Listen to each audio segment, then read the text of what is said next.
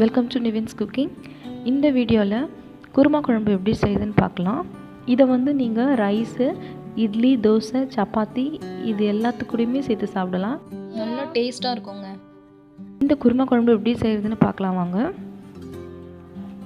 First தேங்காய், பொட்டுக்கடலை, சீரகம், பச்சை மிளகாய், முந்திரி, ஒரு வெங்காயம் இது எல்லாத்தையும் சேர்த்து பேஸ்ட் பண்ணி வச்சுக்கலாம்.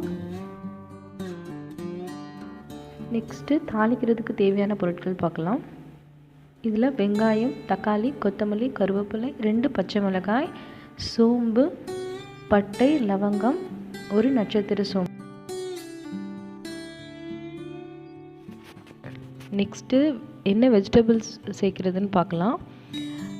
உங்களுக்கு என்ன காய் பிடிக்குமோ அந்த காய் நீங்கள் சேர்த்துக்கோங்க.